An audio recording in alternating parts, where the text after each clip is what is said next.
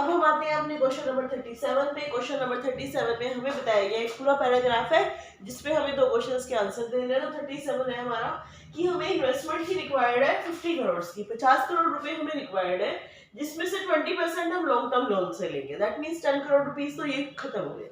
अब हमें कितने की रिक्वायरमेंट रहेगी? 40 करोड़ की। तो 40 करोड़ रुपए अब हमें लेने हैं, उसके लिए हमें शेयर्स इशू करने हैं और शेयर इशू करने विद द प्रीमियम 100 रुपीज का एक शेयर रहेगा, 100 रुपीज शेयर पर शेयर वैल्यू, और उसमें 25 रुपीज आपका रहेगा प्रीमियम, मतलब हम प्रीमियम पे इशू कर रहे हैं।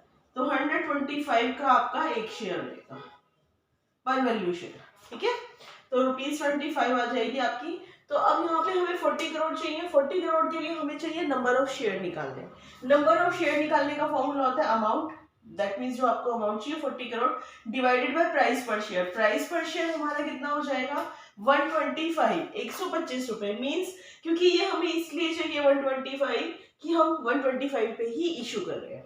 तो हो जाएगा 40 करोड़ डिवाइड बाय 25। ये मैंने ऑलरेडी सोल्व करके रखा हुआ है। तो आएंगे यहाँ से हमारे 32 लाख शेयर्स। तो यहाँ से हमारे 32 लाख शेयर आ जाएंगे जो कि हमें इशू करने हैं। तो मैं यहाँ पे इन्हें लिख सकती हूँ to be issued.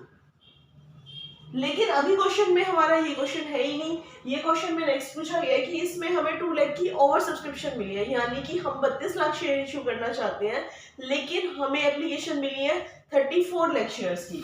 32 plus 2 lakh that is 34 lakh shares. और उनका आपने बताना है एप्लीकेशन मनी कितनी मिली। तो 125 के हिसाब से उन्हें मिलेगा। तो ये मैंने सोल्व करके रखा है। अमाउंट आ रहा है मेरा 42 करोड़ 50 लाख, मतलब 42 करोड़ 50 लाख रुपए ये हमें मिलेंगे at the time of application. और ये ऑप्शन ए है, तो हमारी ऑप्शन ए करेक्ट हो जाएगी। ये हमारा सॉल्यूशन रहेगा। अब हम आते हैं अपने क्वेश्चन नंबर 38 पे। क्वेश्चन नंबर 38 में हमसे ये पूछा गया है कि how many shares to be issued. तो हम कितने शेयर इशू करेंगे ये ऑलरेडी हम अपने प्रीवियस क्वेश्चन में कर चुके हैं। तो मैंने बस नीचे का इरेज करके दिखा दिया है। टोटल 50 करोड़ चाहिए थे, 10 करोड़ हम ऑलरेडी यहाँ से लोन से ले लेंगे, 40 करोड़ बचे। और हमें निकालने नंबर ऑफ शेयर, जिसका फॉर्मूला आपका रहता है अमाउंट अपॉन प्राइस पर शेयर। प्राइस हमने निकाल लिया 125 पर शेयर और अमाउंट 40 करोड़ है। ये सॉल्व करके आ रहे हैं आपने 32 lakh shares to be issued, यानी कि इसमें हमें कुछ भी एक्स्ट्रा करने की रिक्वायरमेंट नहीं रहेगी। तो यहाँ पे ये आपकी ऑप्शन गिवन है डी। तो D option is your correct option. Question number 39 पे आते हैं। हमसे यहाँ पे पूछा गया है amount to be transfer to the P&L appropriation account. Profit and loss appropriation account में हम कौन सा प्रॉफिट लेके जाएंगे और हमें कुछ इन्फॉर्मेशन गिवन है। तो सबसे पहले हम अपना स्टार्टिंग करते हैं, हम ट्रेडिंग अकाउंट बनाते हैं सबसे पहले, फिर प्रॉफिट एंड लॉस अकाउंट बनाते हैं। आफ्टर दैट हम प्रॉफिट एंड लॉस अप्रोप्रिएशन पे आते हैं। तो मैं यहीं से स्टार्ट करूंगी। ग्रॉस प्रॉफिट के लिए हमारा फॉर्मूला लगेगा sales minus cost of goods sold, जिसे हम शॉर्ट फॉर्म में GP minus sales of minus COGS कह देते हैं। तो ये सॉल्व करके आ रहा है मेरा 70,000 रुपीज, 70,000। ये दोनों वैल्यूज हमारे पास यहाँ पे क्या है गिवन है, जिनको मैंने सिर्फ पुट किया है। तो ग्रोस प्रॉफिट आ जाएगा हमारा 70,000 रुपीज। उसके बाद आएंगे हम अपना नेट प्रॉफिट निकालने। नेट प्रॉफिट कैसे निकलता है? ग्रोस प्रॉफिट में से हम जो भी हमारे बिजनेस के एक्सपेंसेस होते हैं माइनस कर देते हैं, अगर कोई इनकम हो तो ऐड कर देते हैं। बट इस क्वेश्चन में कोई इनकम है नहीं, तो हमने gross profit minus rent minus manager commission. ये सिर्फ एम्प्लॉइज का होगा, पार्टनर का नहीं होगा, क्योंकि पार्टनर की ट्रीटमेंट, पार्टनर के एक्सपेंसेस और इनकम की ट्रीटमेंट होती है profit and loss appropriation account में। तो नेट प्रॉफिट में हमने लिया gross profit minus rent minus manager commission. Gross profit हमने अभी भी निकाला है 70,000। रेंट हमारे पास है 1,000 पर मंथ। लेकिन इस क्वेश्चन में हम देखें तो हमने बिजनेस स्टार्ट किया है 1 सितंबर 2020 को। तो दैट मीन्स हमारे पास कितने मंथ्स बन रहे हैं? 7 मंथ्स। तो हम रेंट लेंगे 1000 इंटू 7, दैट मीन्स 7,000 रुपीज। और हमें कमीशन गिवन है 5,000, ये हमने किया तो माइनस करके हमारा आ रहा है 58,000। तो यही आपका आंसर होगा, ये जो आप प्रॉफिट एंड लॉस अप्रोप्रिएशन में लेकर के जाएंगे, और ये ऑप्शन ए है। तो आपका यही आंसर है। लेकिन अभी क्वेश्चन में कुछ चीजें और है जहां से आपको कोई कंफ्यूजन ना हो, तो मैं क्लियर कर दूं। Remuneration to partner profit and loss appropriation में आएगी, यहाँ नहीं आएगी। क्लोजिंग स्टॉक ऑलरेडी ट्रेडिंग में आ चुका है। 6% फिक्स डिपॉजिट ये आपकी बैलेंस शीट की आइटम है, तो ये यहाँ पे ट्रीट नहीं होगी। तो आपका आंसर आएगा 58,000, जो कि आपकी ऑप्शन ए है। Question number 40। क्वेश्चन नंबर 40 में पूछा गया आपसे remuneration to partners will be provided out of कहाँ से पे करेंगे आप remuneration of partner? Remuneration of partner आपका करंट नेचर का एक्सपेंडिचर होता है, एक्सपेंस होता है, इसलिए इसको हम कहाँ से देते हैं? Profit for the current year. Current year means accounting year. जो आप अपने करंट ईयर की प्रॉफिट से देंगे दैट इज ये, और ये आपकी ऑप्शन ए है, तो आंसर इज ऑप्शन ए। हाँ जी, अब हम आते हैं अपनी क्वेश्चन नंबर 41 की साइड। 41 में हमें जो इन्फॉर्मेशन दी गई है वो ये है कि पार्टनर ने एडिशनल कैपिटल लगाई है 30,000 की, और ये लगाई गई है आपकी दिसंबर में, दिसंबर 2020। तो 1 दिसंबर ले लेंगे हम, यहाँ पे दिसंबर 1 आ जाएगा आपका। और आपने लोन दिया है, पार्टनर ने लोन दिया है फर्म को ₹40,000 का। अब ये हमसे पूछ रहे हैं इंटरेस्ट टू पार्टनर कितना बनेगा। पार्टनरशिप डीड के बारे में कुछ कहानी है, तो हम यही मानेंगे partnership deed is absent. Partnership deed absent है आपकी, तो आप इंटरेस्ट ऑन लोन ही देते हैं सिर्फ, वो भी at the rate of 6% per annum. तो यहाँ पे मैंने निकाला 40,000 का 6/100 इंटू 4/12। क्यों? क्योंकि मुझे चाहिए दिसंबर से मार्च, दिसंबर जनवरी फरवरी मार्च, हमारे 4 मंथ्स ही बन रहे हैं। तो ये करके हमारा सॉल्व करके आ रहा है ₹800, और ₹800 यहाँ पे हमें ऑप्शन दी गई है ऑप्शन डी, तो option D is our correct option. अब आ रहा है हमारा क्वेश्चन नंबर 42। ये हमारा एजर्शन और रीजन का क्वेश्चन है। तो एजर्शन में हमें बताया गया the focus of calculation of working capital revolves around managing the operating cycle of business. कि वर्किंग कैपिटल किस लिए चाहिए आपको? आपको managing the operating cycle of business, obviously कि बिजनेस को चलाने के लिए वर्किंग कैपिटल चाहिए ही चाहिए। तो ये तो हमारी ट्रू ऑप्शन। अब हम आते हैं रीजन के साइड। रीजन बताया गया it is because the concept of operating cycle is required to ascertain the liquidity of assets and urgency of payment to liabilities। बिल्कुल, क्योंकि वर्किंग कैपिटल हमें क्यों चाहिए? वो चाहिए एसेट्स को लिक्विड बनाने के लिए और लायबिलिटीज की पेमेंट करने के लिए। तो यानी कि ये ऑप्शन भी क्या दी गई है आपको? बिल्कुल ट्रू। तो हम ये कहेंगे कि बोथ एजर्शन भी आपका ठीक है, रीजन भी आपका ठीक है, दोनों ही ट्रू है, और रीजन आपका एकदम करेक्ट है। तो ऑप्शन बी बनती है ये आपकी, जहाँ पे आपके both are true and reason is the correct. Option B is your answer. Question number 43 की साइड आते हैं। यहाँ पे हमसे पूछा गया है ट्रेडिशनल क्लासिफिकेशन ऑफ रेशियो को बताइए। ट्रेडिशनल में हमारी जो आती है मैं वो आपको बताती हूँ। Profit and loss ratio, balance sheet ratio, यहाँ पे प्रॉफिट एंड लॉस की आइटम आ जाएंगी, यहाँ पे बैलेंस शीट की, और एक और बनती है हमारी कंपोजिट रेशियोज। बस यही हमारा आंसर होता है। अगर हम ऑप्शन में जाएं तो हमें ये ऑप्शन ए में तीनों ही चीजें मिल रही है, तो हमारी ऑप्शन ए क्या हो जाएगी? करेक्ट हो जाएगी। और बाकी की जो चीजें हैं वो हमारी ट्रेडिशनल क्लासिफिकेशन ऑफ रेशियोज में नहीं आती है। तो option A is your correct option. Question number 44 यहाँ पे पूछा गया आपसे प्राइमरी मेजर रिस्क रेशियोज को बताइए। रिस्क बताने के लिए हमारी जो मेन रेशियो होती है वो आती है आपकी लिक्विडिटी रेशियो, जिसमें कि आपकी करंट रेशियो और लिक्विड रेशियो आ जाती है। सोल्वेंसी रेशियो, जिसमें डेब्ट टू इक्विटी रेशियो, डेब्ट to total asset ratio, etcetera, और भी कई रेशियो होती है। नेक्स्ट है प्रॉफिटेबिलिटी रेशियो, जिसमें हम gross profit ratio, net profit ratio, operating ratio and operating profit ratio लेते हैं। तो इनसे हमारा प्राइमरी मेजर रिस्क का पता चलता है। तो हमारी ये तीनों ऑप्शन आती है, और ये तीनों ऑप्शन हमें मिल रही है हमारी ऑप्शन डी में, यानी कि तीनों ही चॉइसेस हमें ऑप्शन डी में मिल रही है। तो option D is our correct option. और next question is question number 45। इसमें ये पूछा गया है, ये स्टेटमेंट गिवन है कि इनमें से ट्रू कौन सी है। तो हम वन बाय वन सबको डिस्कस करेंगे।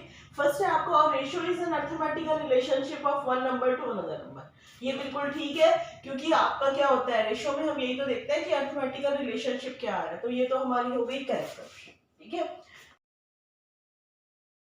नेक्स्ट है आपका liquid ratio. Liquid ratio is also known as acid test ratio, बिल्कुल ठीक है, ये इसका एक नाम ये भी होता है, तो इसको भी हम करेक्ट कर देते हैं। नेक्स्ट आते हैं हम ideally accepted current ratio is 1:1।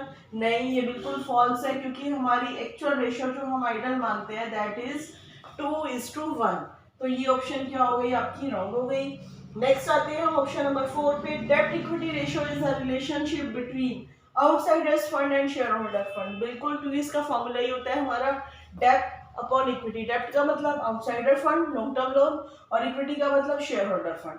तो ये ऑप्शन भी हमारी क्या है? ट्रू है, और इसका मतलब ये भी ठीक है। हम यहाँ पे से कंक्लूजन निकाल सकते हैं। स्टेटमेंट नंबर 1, 2 एंड 4 तीनों करेक्ट है, और आपकी सिर्फ 3 वाली क्या है? रॉन्ग है। तो ये हमें कहाँ मिल रहा है आंसर? ये मिल रहा है हमें ऑप्शन बी में। तो option B is our correct option. Question number 46 यहाँ पे हमसे पूछा गया वर्टिकल एनालिसिस आप किसे कहते हैं। इसके आंसर में हमारी दो ऑप्शन आती है, ratio analysis and common size statement. Ratio analysis, जिसमें कि हम रेशो निकालते हैं कि आइटम्स को एक दूसरे के साथ कंपेयर करके उनकी अर्थमेटिकल एक्यूरेसी चेक करते हैं, वो रेशो होती है। कॉमन साइज स्टेटमेंट मतलब हम अपने ही साइज के बिजनेस को, अपने ही एरिया के बिजनेस को जब कंपेयर करते हैं तो वो कॉमन साइज स्टेटमेंट है। ये आपके वर्टिकल एनालिसिस में आते हैं। तो ये ऑप्शन दोनों ही हमें चॉइसेस मिल रही हैं ऑप्शन बी में, तो option B is your correct option. Question number 47, यहाँ पे हमें मैच द फॉलोइंग करना है, तो मैंने ऑलरेडी इनको मैच करके ही लिखा है, आप चेक कर लीजिए। लूज टूल्स आएंगे हमारे इन्वेंट्रीज में, पेटेंट आएंगे हमारे इंटेंजिबल फिक्स्ड एसेट में, प्रीपेड इंश्योरेंस आएंगे अदर करंट एसेट्स में, और डिबेंचर आएंगे लॉन्ग टर्म बोरोइंग्स में। मशीनरी टेंजिबल फिक्स्ड एसेट, तो मैंने ऑलरेडी इनको मैच करके लिखा है, और ऑप्शन हमारी बन रही है बी, तो option B is your correct answer. Question number 48 यहाँ पूछा गया है, कौन सी रेशो आपको बताती है proportion of assets financed out of share holder fund, मतलब प्रोपोर्शन ऑफ असेट्स लेना है एक शेयर होल्डर फंड। तो इन दोनों चीजों को पकड़ के चले तो हमारी रेशो आती है प्रोप्राइटरी रेशो, जिसका फॉर्मूला होता है हमारा proprietors fund upon total assets. तो यानी कि हमारी यहाँ पे आंसर रहेगा प्रोप्राइटरी रेशो, जिसको हम शेयर होल्डर फंड रेशो भी कहते हैं। यानी कि यहाँ पे प्रोप्राइटर्स फंड की जगह हम शेयर होल्डर फंड भी लिख सकते हैं, और इसकी रेशो लेनी है against the total assets.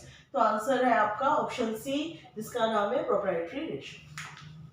Question number 49, यहाँ पे हमें टोटल सेल्स गिवन है, दैट इज 2,50,000, मतलब 2.5 लाख रुपए की, और क्रेडिट सेल के लिए बताया गया है वो है 25% ऑफ कैश सेल, और क्रेडिट सेल्स का अमाउंट कितना होगा ये हमें बताना है। तो ये तो हमारी इन्फॉर्मेशन थी। अब यहाँ से सॉल्यूशन स्टार्ट करते हैं। हम लिखते हैं अपनी टोटल सेल। टोटल सेल होती है हमारी कैश सेल्स प्लस में क्रेडिट सेल, इन दोनों को टोटल करें तो हमारी आती है टोटल सेल्स। टोटल सेल हमें गिवन है, हमने वैल्यू पुट कर दी। अब इन्होंने क्या, credit sale 25% of cash cell है, तो कैश सेल को मैंने x मान लिया, तो क्रेडिट सेल कितनी हो जाएंगी 25% ऑफ x, जिसको मैंने 25/100 लिख लिया। तो यानी कि मैं ये ऐसे कर सकती हूँ 2,50,000 is equal to x plus, इन दोनों को काटेंगे तो 1/4x, सोल्व करेंगे तो ये 5/4x आएगा, जिसको मैंने लेफ्ट हैंड साइड को अब मैंने राइट हैंड साइड लिख लिया है। तो 5/4x is equal to 2,50,000, solve करेंगे तो हमारे आ रही है 2 लाख रुपीज। 2 लाख रुपीज आ रही है x की वैल्यू, और जबकि x हमने किसे माना था, x हमने माना था अपनी कैश सेल्स को। बट हमारा आंसर तो ये नहीं है, क्यों, क्योंकि हमें निकालनी है क्रेडिट सेल्स। तो क्रेडिट सेल्स कितनी है, इसका 25%, तो वो हमने नीचे निकाल दिया 2 लाख का 25%, तो अमाउंट आ रहा है हमारा 50,000, यानी कि option A. Option A is your correct option. Question number 50, question number 50 में हमें बताया गया है ग्रॉस प्रॉफिट आपको निकालना है। एवरेज इन्वेंट्री आपको ये जो है गिवन है 80,000, inventory turnover ratio 6 times given है, और सेलिंग प्राइस के लिए बताया गया है 25% अबव कॉस्ट। इसका मतलब हम ये भी ले सकते हैं कि ये 25% हमारा क्या है, ये हमारा जीपी है, ग्रॉस प्रॉफिट है, जो कि किस पे है, कॉस्ट ऑफ गुड्स सोल्ड पे। हम इसको सॉल्व करेंगे। इन्वेंट्री टर्नओवर रेशियो का फॉर्मूला लगाएंगे, that is cost of goods sold upon में एवरेज इन्वेंट्री। अब उसके बाद मैं शॉर्ट फॉर्म में यूज कर रही हूँ। तो स्टॉक टर्नओवर रेशियो हमें गिवन है, हमें से वैल्यू पुट करनी है 6, कॉस्ट ऑफ गुड्स सोल्ड हम निकालेंगे क्योंकि एवरेज इन्वेंट्री हमें गिवन है। ये सॉल्व करके कॉस्ट ऑफ गुड्स सोल्ड आ रही है आपकी 4,80,000 रुपीज, 4,80,000। लेकिन हमें अच्छे से पता है कि सेलिंग प्राइस क्या होता है, कॉस्ट ऑफ गुड्स सोल्ड में हम ग्रॉस प्रॉफिट ऐड करेंगे।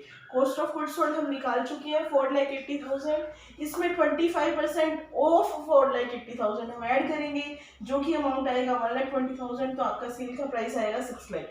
लेकिन क्वेश्चन में हमें सेल प्राइस नहीं निकालना है, ग्रॉस प्रॉफिट निकालना है, तो आंसर इज 1,20,000 रुपीज, और ये हमारी ऑप्शन ए है। क्वेश्चन नंबर 51, यहाँ पे हमसे पूछा गया है 3 स्टेटमेंट गिवन है कि विच स्टेटमेंट इज फॉल्स।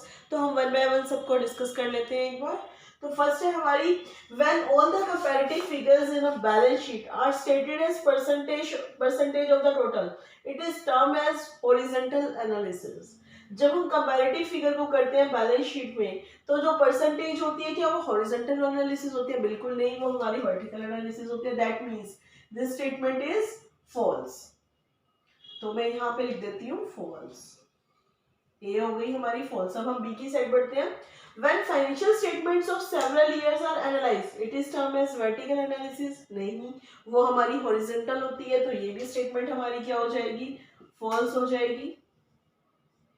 ये भी फॉल्स है। नेक्स्ट आते हैं, vertical analysis also termed as time series analysis. नहीं, टाइम सीरीज एनालिसिस हमारी डिफरेंट होती है, तो ये भी हमारी क्या है, फॉल्स है। दैट मीन्स हमारी तीनों ही स्टेटमेंट फॉल्स दी गई है, तो ये तीनों को फॉल्स की ऑप्शन हमें गिवन है ऑप्शन डी, तो all are false, option D is your correct option. हमारा क्वेश्चन नंबर 52 है, हमें यहाँ पे ये बताना है, एजर्शन और रीजन का क्वेश्चन है कि क्या ठीक है और क्या गलत है। तो एजर्शन दे रखा है increasing the value of closing inventory increases profit, बिल्कुल ठीक है, क्यों, क्योंकि हम अपने क्लोजिंग स्टॉक को, क्लोजिंग इन्वेंट्री को ट्रेडिंग में क्रेडिट साइड में दिखाते हैं और क्रेडिट साइड में दिखाने का मतलब ही आइटम ऑफ इनकम होती है, तो दैट मीन्स ये तो आपकी बिल्कुल ठीक है स्टेटमेंट। नेक्स्ट पे आता है reason, increasing the value of closing inventory reduces cost of goods sold, ये भी बिल्कुल ठीक है, जब हमारी क्लोजिंग स्टॉक हमने बढ़ जाएगा तो ऑटोमेटिकली हमारा कॉस्ट ऑफ गुड्स सोल्ड क्या हो जाएगा, डिक्रीज हो जाएगा, क्योंकि हमें क्या करना होता है, यहाँ पे इनका डिफरेंस लेना होता है, sales minus GP is equal to cost of goods sold, तो ये हमारे लिए बेटर है। तो यानी कि ये दोनों ही हमें एजर्शन और रीजन ठीक दिया गया और रीजन हमें एकदम एक्यूरेट बताया गया है, तो यहाँ पे इसके अगर हम देखेंगे सॉल्यूशन में तो आंसर ए बनेगा, ऑप्शन ए में है, both A and R are correct and R is the correct option for this question. Question number 53 हमारा फिर से एजर्शन और रीजन का क्वेश्चन है। एजर्शन में कहा गया है अ high operating ratio indicates a favourable position, ये बिल्कुल ही गलत है, क्योंकि अगर हमारी ऑपरेटिंग रेशियो ज्यादा होगी तो फेवरेबल पोजीशन कैसे है, मींस एक्सपेंसेस ज्यादा है आपके, तो यानी कि ये वाली ऑप्शन हमारी क्या बिल्कुल ही रॉन्ग है, गलत है।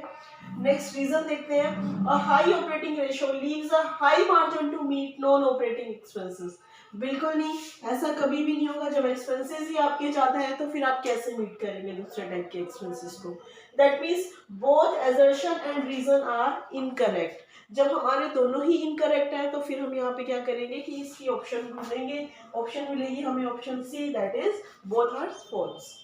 क्वेश्चन नंबर 54 पे आते हैं, यहाँ पे हमें करंट रेशियो गिवन है किसी फॉर्म की 2.5:1, लेकिन डिजायर्ड करंट रेशियो है आपकी 2:1, मतलब हम 2:1 करना चाहते हैं, और इन तीनों ऑप्शन में से हमारे लिए कौन सी ऑप्शन बेटर है ये हमें आंसर करना है, तो पढ़ते हैं, देखते हैं। He can repay bills payable, अगर बिल्स पेबल की पेमेंट कर रहा है तो करंट एसेट यानी कि कैश कम हो जाएगा और करंट लायबिलिटी भी सेम अमाउंट से कम हो जाएगी, तो यानी कि ये वाली ऑप्शन तो अपनी वर्क नहीं करेगी, तो ये तो हो गई अपनी रॉन्ग। नेक्स्ट है आपका he can purchase goods on credit, अगर गुड्स परचेज करेंगे क्रेडिट पे तो एक बार तो अपना स्टॉक यानी कि करंट एसेट बढ़ जाएंगी और इधर लेंगे तो करंट लायबिलिटी भी बढ़ जाएगी, क्यों, क्योंकि हम क्रेडिट पे ले रहे हैं तो क्रेडिटर्स बढ़ जाएंगे, तो ये ऑप्शन तो हमारे ठीक है।